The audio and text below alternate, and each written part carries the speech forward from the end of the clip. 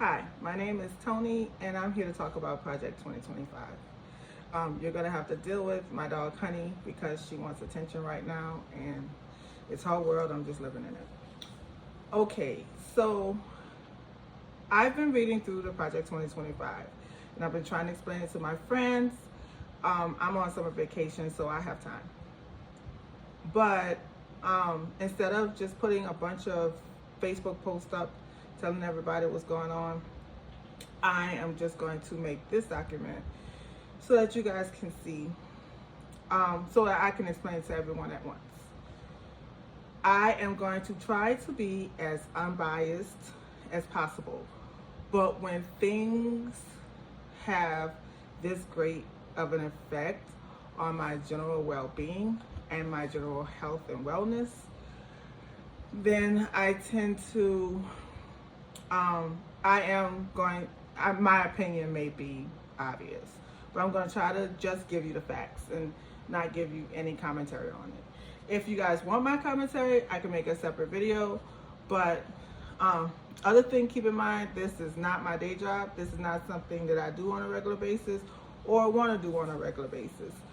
But I feel like this information is important and it needs to come out, and people need to know, if not know and understand, what this is. So I'm going to go page by page, point by point, and give you a summary of what's going on. So it opens with, and this is the entire first part one of the 2025 Presidential Transition Project. Okay, so it starts with, we want you. The 2025 Presidential Transition Project is the conservative movement's unified effort to be ready for the next conservative administration to govern at 12 noon, January 20th, 2025. Welcome to the mission. By opening this book, you are now part of it. Indeed, one set of eyes reading these passages will be those of the 47th President of the United States, and we hope every other reader will join in making the incoming administration a success. So, goes on to talk about the importance of implementing this and the importance of the election cycle. And it says the entirety of this effort is to support the next conservative president, whoever he or she may be. In the winter of 1980, a fledgling Heritage Foundation handed the president-elect, Ronald Reagan, the inaugural mandate for leadership. This collective work by conservative thought leaders and former government hands, most of whom were not part of Heritage, set out policy prescriptions agency by agency for the incoming president. So basically the goal is to come up with not just an outline, but a plan, a solid plan for every agency of the government. From the bottom on up, from the office of the president itself, all the way down, and what that administration needs to look at, what the goals are, what the agenda is, everything. So our goal is to assemble an army of aligned, vetted, trained, and prepared conservatives to go to work on day one to deconstruct the administrative state.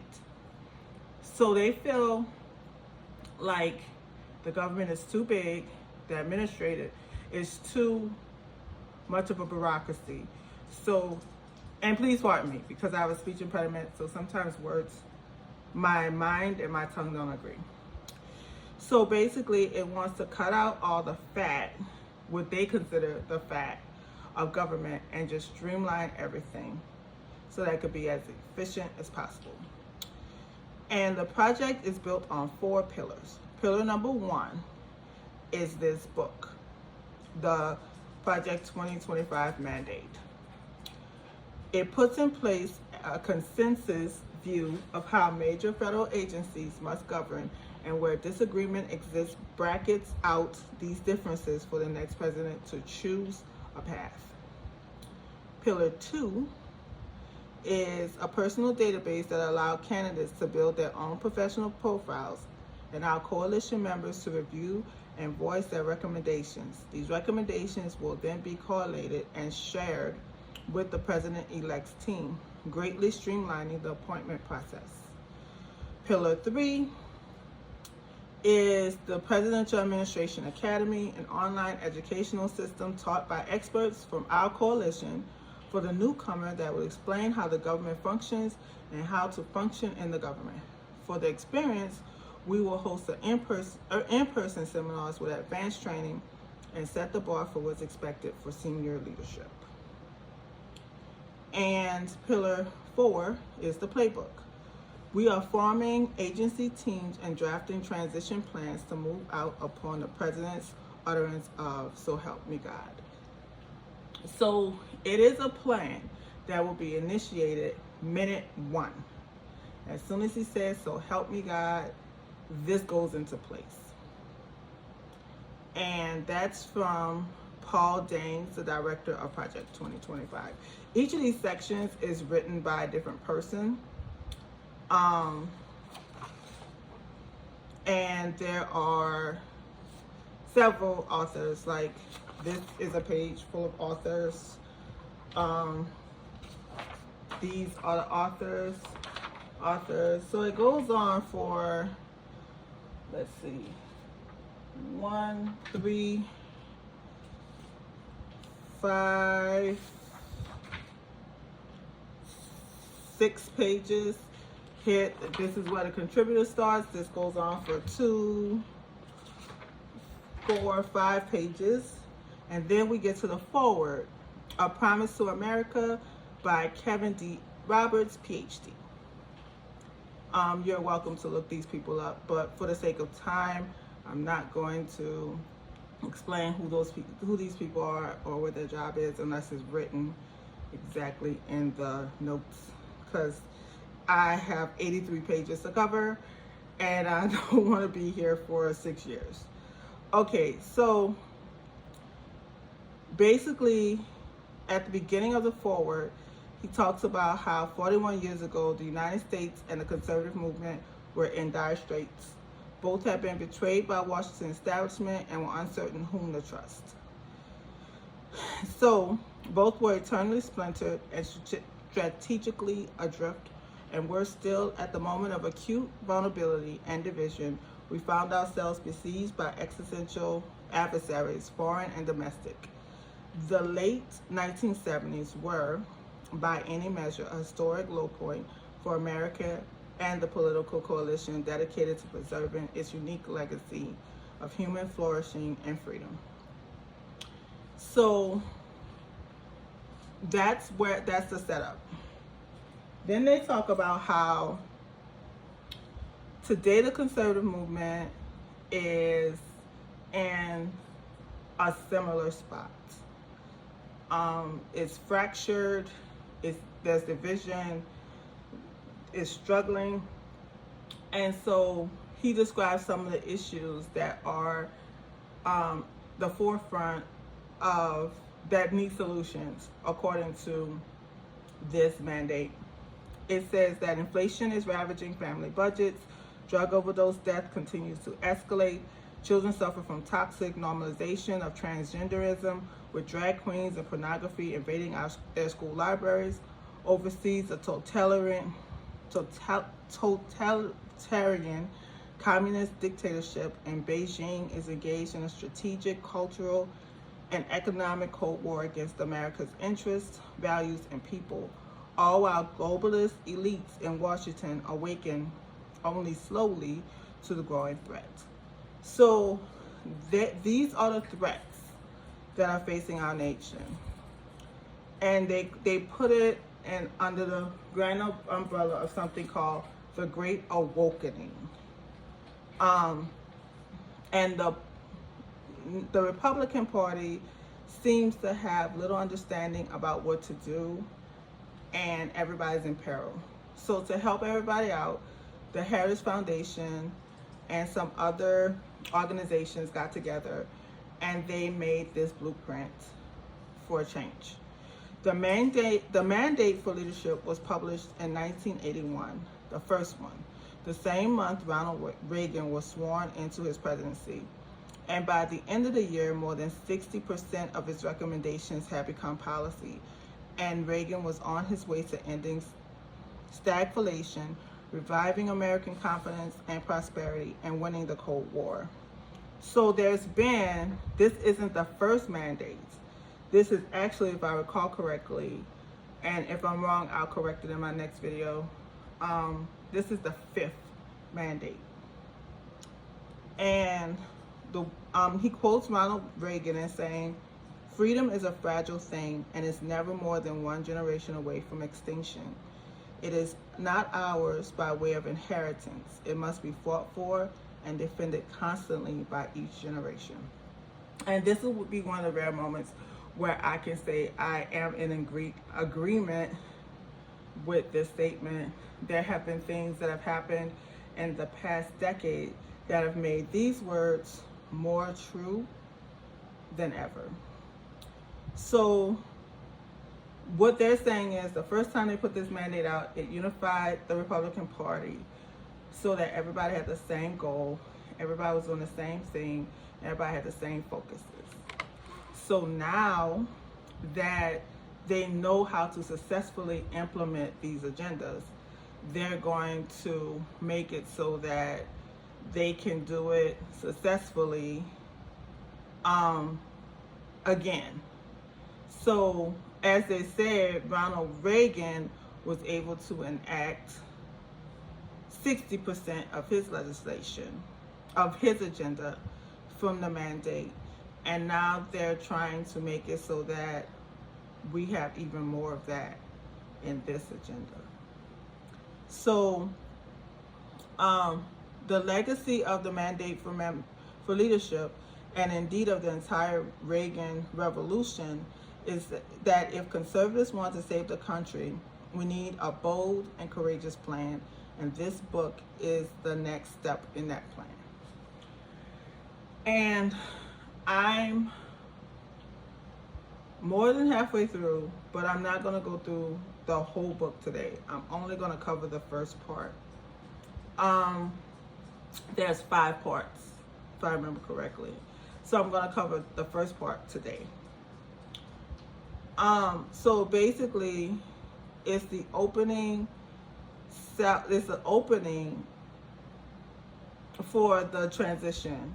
This is their plan for the transition from a Democrat-run government to a Republican, conservative-run government.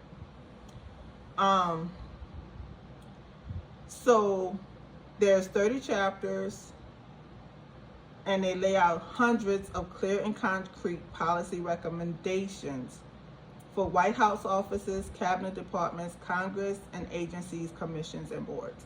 As I said, they go from the top, from the office of the president, all the way to the bottom, so that we know what's expected of each office and what we can expect of each office. Okay, so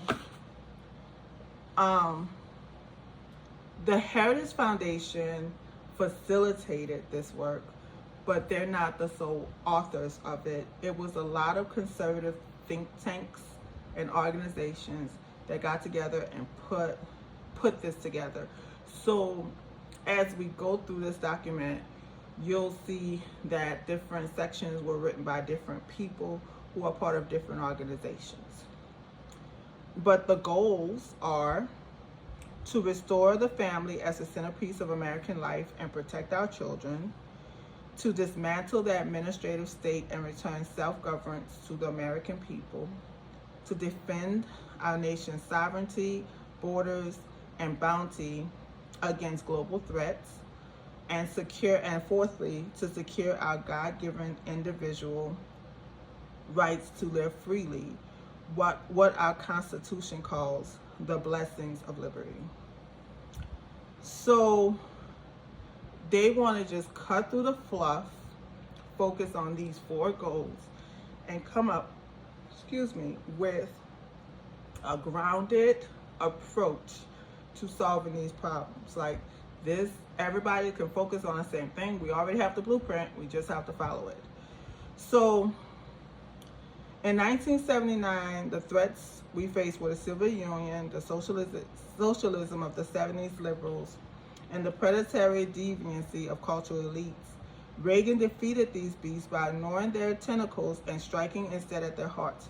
His approach to the Cold War: we win, they lose. Economic agenda: human dignity of work and its many rewards. His platform in the culture wars: the community of values embodied in these words: family, work, neighborhood, peace, and freedom.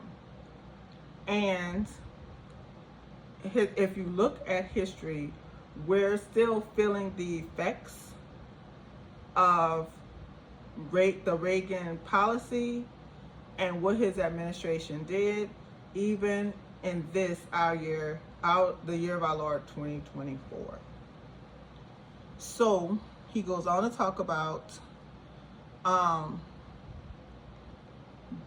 our promise number one is to restore the family as a centerpiece of American life and protect our children. In many ways, the entire point of centralizing political power is to subvert the family. His purpose is to replace people's natural loves and loyalty with unnatural ones. You see this in the popular left-wing aphorism: government is simply the name we give to the things we choose to do together. But in real life, most of the things that people do together have nothing to do with government. The name real people give to the things we do together is community, not government. And here's the problems with the families. 40% of all children are born to unmarried mothers, including more than 70% of Black children. Fatherlessness is one of the principal sources of American poverty, crime, mental illness, teen suicide, substance abuse, rejection of the church, and high school dropouts. So many of the problems government programs are designed to solve but can't are ultimately problems created by the crisis of the marriage and family.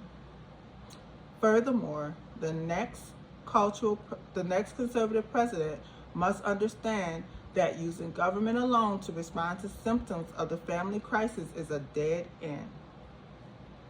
Federal power must instead be wielded to reverse, and that was in italics, the crisis and rescue America's kids from familial breakdown. The conservative promise includes dozens of specific policies to accomplish this existential task.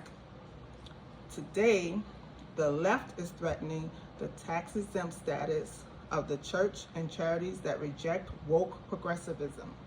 They will soon turn to Christian schools and clubs with the same totalitarian, y'all know what I mean, intent. The next conservative president must make the institutions of American civil society hard targets for woke cultural warriors. This starts with deleting the terms sexual orientation and gender identity, further from this point on known as SOGI, diversity, equity, and inclusion, DEI.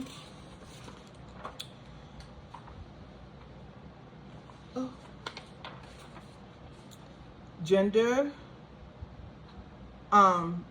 equality, gender equity, gender awareness, gender sensitivity, abortion, reproductive health, reproduction rights, and any other term used to deprive Americans of their First Amendment rights out of every federal rule, agency, regulation, contract, grant, regulation, and place of legislation that exists.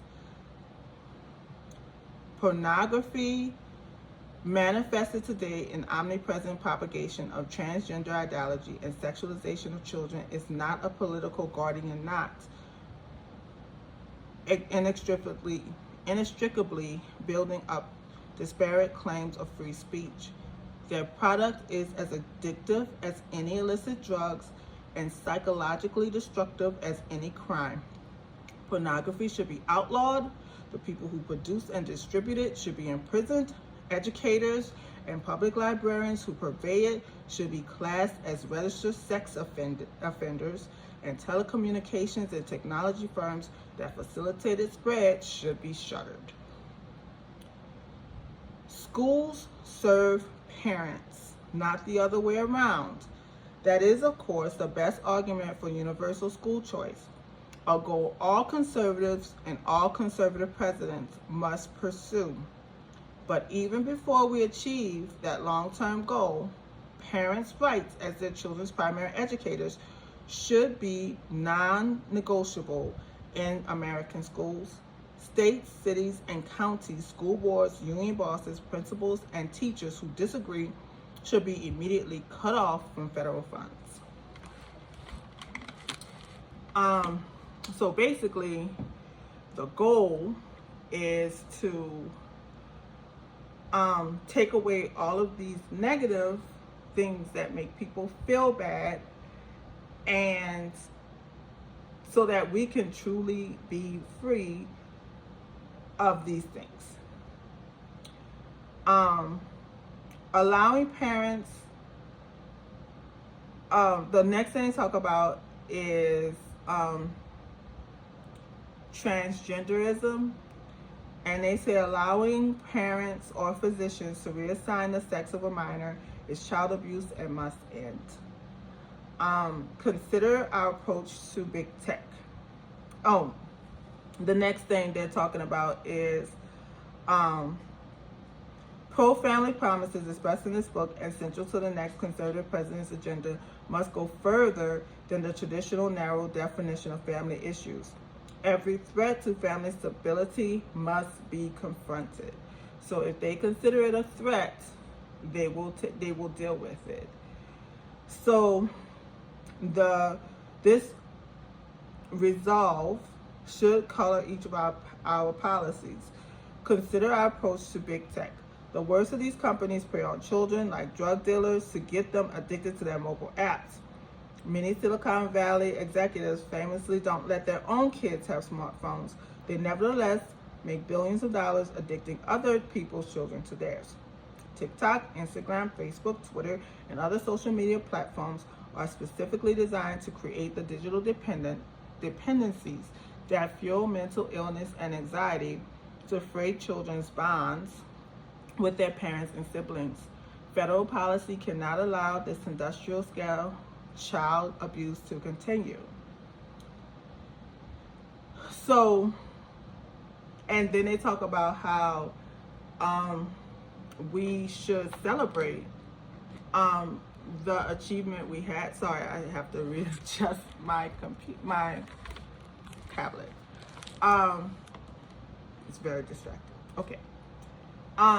We can celebrate the fact that Roe versus Wade was overturned. That's one of the major victories. Promise number 2 is to dismantle the administrative state and return self-governance to the American people. In the case of making the federal government smaller, more effective, and accountable, the simple answer is the Constitution itself. The surest proof of this is how strenuously and creatively generations of progressives and many Republican insiders have worked to cut themselves free from the strictures of the 1789 Constitution and subsequent amendments. And then they go on to list all the ways that we have been bending and breaking the ideas of what was set forth in the Constitution. A combination, so they recommend that a combination of what they're saying is that a combination of elected and unelected bureaucrats at the Environmental Protection Agency quietly strangles domestic energy production through difficult to understand rulemaking processes. Bureaucrats at the Department of Homeland Security, following the lead of a feckless administration, order border and immigration enforcement policies to help migrants criminally enter our community with impunity. Bureaucrats at the Department of Education inject racist, anti-American, ahistorical propaganda into America's classrooms. Bureaucrats at the Department of Justice force school districts to undermine girls' sports and parents' rights to satisfy transgender extremists. Woke bureaucrats at the Pentagon force troops to attend training seminars about white privilege and bureaucrats at the State Department infuse U.S. foreign aid programs with woke extremism and intersectionality and abortion. In case you don't know what intersectionality is, it's the study of how we all have categories that we all fall into. Like, I am a black woman. My son is a black man. We intersect at our blackness, but our difference is that I'm female and he's male. Unaccountable federal spending is the secret lifeblood of the Great Awakening. Let's be clear. The most egregious regulations promulgated by the current administration come from one place, the Oval Office. The president cannot hide behind the agencies, as his many executive orders make clear. His is the responsibility for the regulations that threaten American communities, schools, and families. The conservative president must move swiftly to do away with these vast abuses of presidential power and remove the career and political bureaucrats who fuel it. Properly consider restoring fiscal limits and constitutional accountability to the federal government is a continuation of restoring national sovereignty to the American people. Ruling elites slash and tear at restrictions and accountability placed on them. They centralize power up and away from the American people. The supranational treaties and organizations to left-wing experts, to sight unseen, all or nothing legislating, to the unelected career bureaucrats in the administrative state. So they go on to talk about what the power looks like right now, and then they go on to say that the next conservative president must end the left's social experimentation with the military, restore war fighting as its sole mission, and set defeating the threat of the Chinese Communist Party as its highest priority. Promise number 3, defend our nation's sovereignty, borders, and bounty against global threats. So they're saying that we the people, all government authority derives from the consent of the people, and our nation's success derives from the character of its people. The American people's right to rule ourselves is the obverse of our duty. We cannot outsource to others our obligation to ensure the conditions that allow our families, local communities, churches, synagogues, and neighborhoods to thrive. The buck stops with each of us, so each of us must have the freedom to pursue the good for ourselves and those entrusted with our care. So they talk about progressiveness and American political life, and they say that progressive policymakers and pundits in America either fail to understand this promise or intentionally reject it. They enthusiastically support supranational organizations like the United Nations and the European Union, which are run and staffed almost entirely by people who share their values and are mostly insulated from the influence of national elections. That's why they are eager for America to sign international treaties on everything from pharmaceutical patents to climate change to the rights of the child, and why those treaties invariably endorse policies that could never pass through the U.S. Congress. So they talk about open borders, environmental extremism, and how these things have adversely affected our quality of life as Americans. They say that it has made they specifically talk about our trade with China, and it says it has made a handful of American corporations enormously profitable while twisting their business incentives away from the American people's needs. For a generation, politicians of both parties promised that engagement with Beijing will grow our economy while injecting American values into China.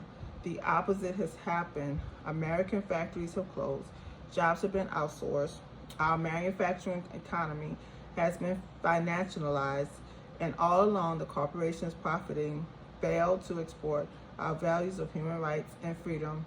Rather, they imported China's anti-American values into their C-suites. And it goes on to talk about corporations and technology like TikTok and Facebook and social media, and how they have negatively affected us, and how the pursuit of clean energy because of climate change extremists has hindered growth to our economy, because we should be focused on oil and gas. And it says that America's vast reserves of oil and natural gas are not environmental problem. They are the lifeblood of economic growth. American dominance of the global energy market will be a good thing for the world, and more importantly, for we the people. It says that locally, it will drive billions of dollars of private investment to the communities that have been hammered by globalization since the 90s.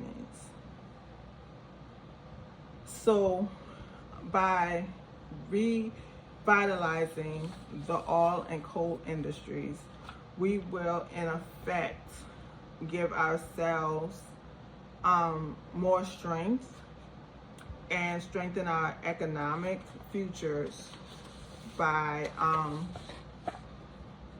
investing in oil, coal, and gas. That's America's future is not in clean energy. I'm going by this document. America's future is not in clean energy. It's by investing in what has always worked for us, oil and gas.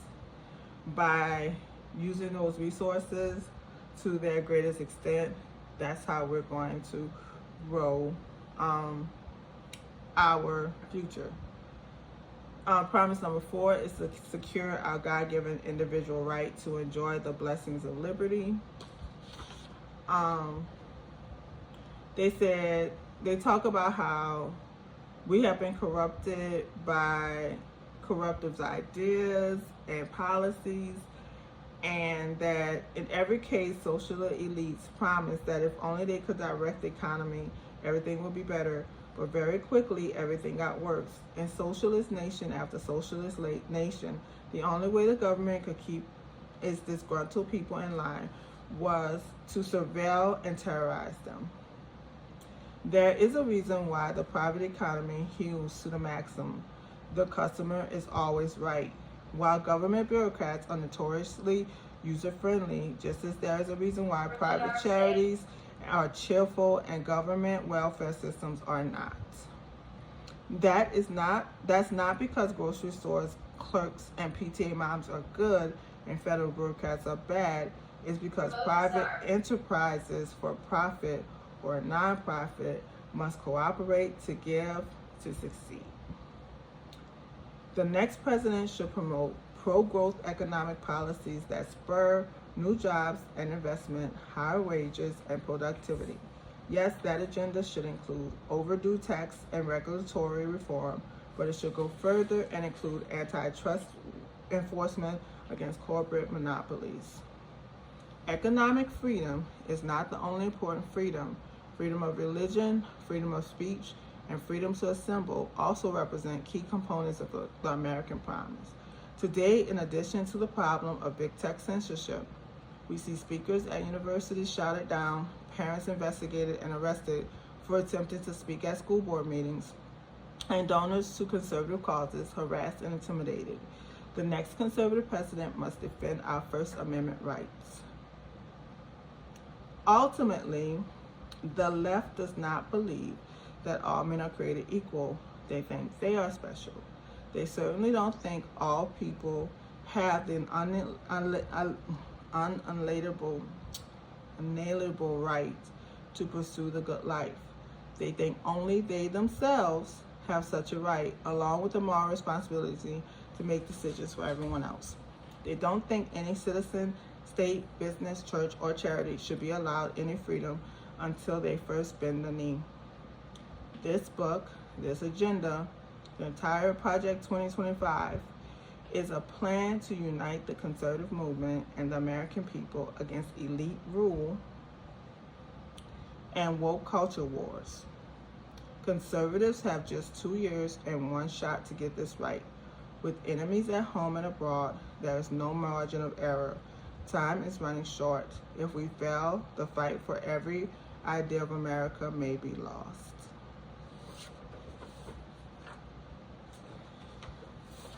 So they say the next conservative president will enter the office in 2025, January 20th, 2025, with a simple choice: greatness or failure. It will be a daunting task, but no more so than every generation of America has faced and passed. The conservative promise represents the best effort of the conservative movement in 2023 and the next conservative president's last opportunity to save our republic. So that's the end of the forward. Before we go to section 1, this video is already almost 40 minutes long. So I'm going to stop it here, and I'll do the forward in a separate video that I'll just film right after I film this one. But I hope this has been helpful. I'm not trying to give my opinion. I'm trying to give highlights and summaries because it took me 30 minutes just to explain the forward. So, but I just want to give you this document in its own words.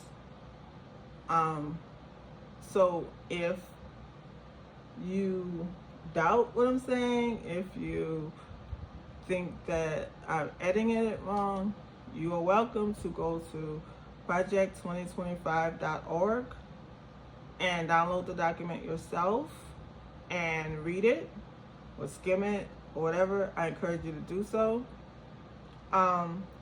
But I'll see you in the next video.